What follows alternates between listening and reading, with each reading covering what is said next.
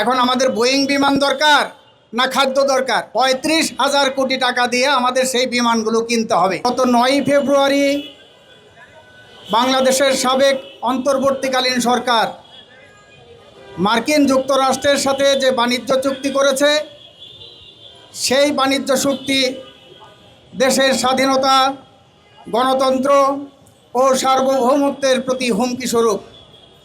কাজেই সেই বাণিজ্য চুক্তি অবিলম্বে বাতিল করতে হবে, এটা আমাদের সুনির্দিষ্ট দাবি।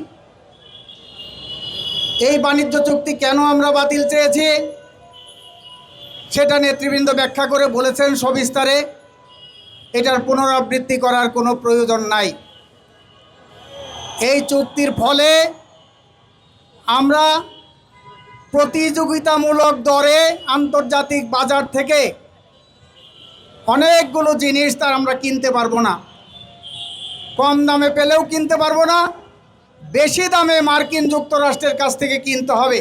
নন ইনভার্টার এসির দামে ঘরে আনুন বিদ্যুৎ সাশ্রয়ী ইনভার্টার এসি। এখন 1.5 ton my one inverter AC মাত্র 48,900 টাকা পাওয়া যাচ্ছে মিনিস্টার শোরুমে। ফলে দেশ অর্থনৈতিকভাবে ক্ষতিগ্রস্ত হবে। কিছু উদাহরণ নেতৃবৃন্দ দিয়েছেন। গম কিনতে হবে 9,000 টাকা করে প্রতি টনে বেশি দিয়ে মার্কিন যুক্তরাষ্ট্রের কাছ থেকে কিনতে হবে। তুলা আমরা ভারত থেকে, মিশর থেকে আমরা কিনতাম, সেগুলো এখন আমেরিকা থেকে কিনতে হবে।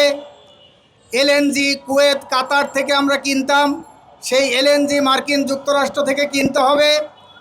সয়াবিন তেল, সেটাও আমরা ওই মার্কিন যুক্তরাষ্ট্র থেকে সেখানে কিনতে হবে, বাধ্যতামূলক, অন্য জায়গা থেকে কিনতে পারবো না আমরা। শেখ হাসিনার সময়ে ফ্রান্সের প্রেসিডেন্ট ইমানুয়েল ম্যাক্রো বাংলাদেশে এসেছিল।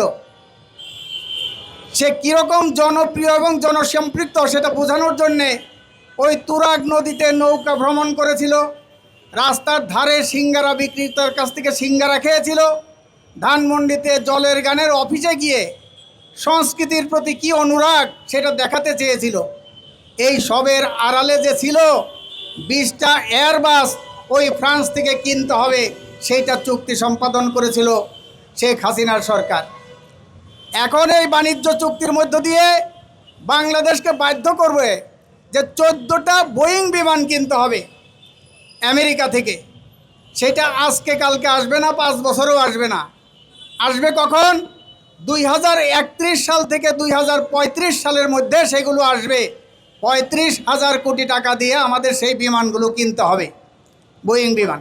এখন আমাদের বোয়িং বিমান দরকার না খাদ্য দরকার? বোয়িং বিমান দরকার না প্রাইমারি স্কুল দরকার? বোয়িং বিমান দরকার না হাসপাতাল দরকার চিকিৎসার জন্যে? সেইটা কোনটা ঠিক করব আমরা? যে বিমান তো আর আমরা খাবো না। তো এইরকম একটা নতজানু দাসখত দেওয়া চুক্তি ইউনূস সরকার বাংলাদেশের উপর, বাংলাদেশের জনগণের উপর চাপিয়ে দিয়ে গিয়েছে।